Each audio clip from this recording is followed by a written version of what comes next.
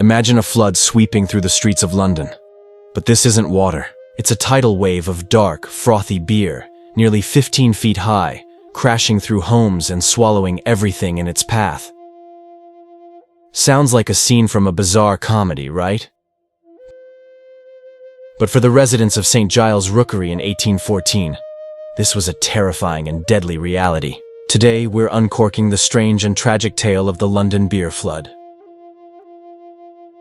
It was October 17, 1814, a seemingly ordinary Monday at the Meux Brewery on Tottenham Court Road.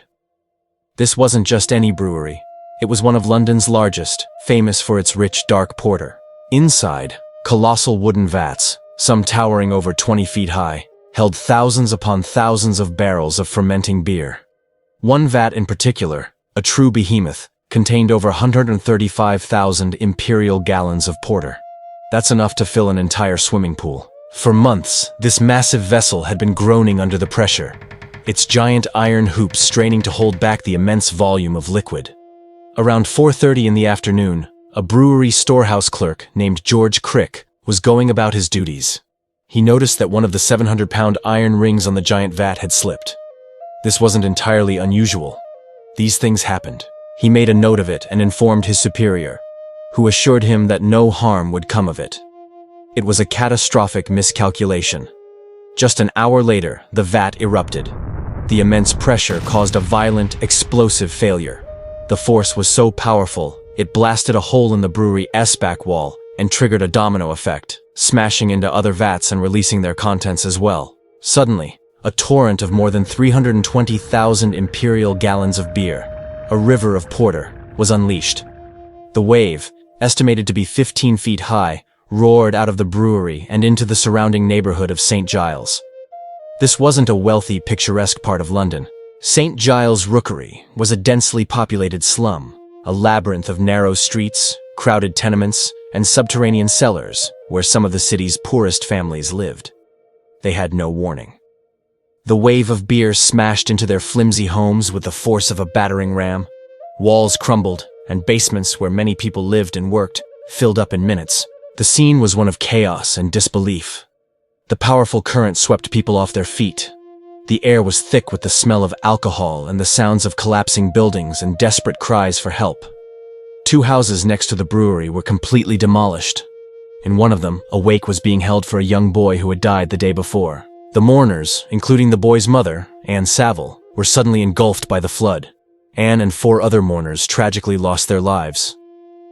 In the cellar of another building, a young servant girl named Eleanor Cooper was washing pots.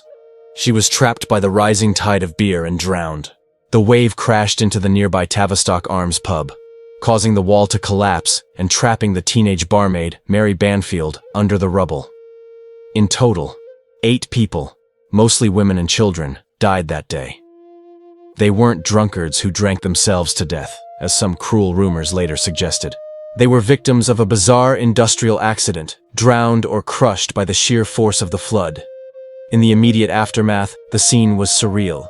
The streets were flooded with a waist-deep, sticky, fermenting liquid. People waded through the boozy mess, trying to rescue survivors and recover the bodies of the dead. And here's where the story takes an even stranger turn. According to some accounts, hundreds of people swarmed the area, not just to help, but to take advantage of the free beer. They scooped it up with any container they could find, pots, pans, even their hands, drinking directly from the streets. This led to reports of mass drunkenness and, according to one urban legend, a 9th victim who died from alcohol poisoning a few days later, though this is difficult to verify. What's truly astonishing is the legal and public reaction that followed. An inquest was held for the victims, but the jury ultimately returned a verdict that the disaster was an act of God. No one at the Meux Brewery was held legally responsible. The brewery itself was nearly bankrupted by the loss of so much valuable porter. However, because beer was a significant source of tax revenue, the government stepped in. The brewery owners successfully petitioned Parliament and were eventually granted a waiver for the excise taxes on the lost beer, saving them from financial ruin. They were back in business within months. The victims and their families, however, received no compensation. They were the poorest of the poor, and their tragedy was quickly overshadowed and forgotten.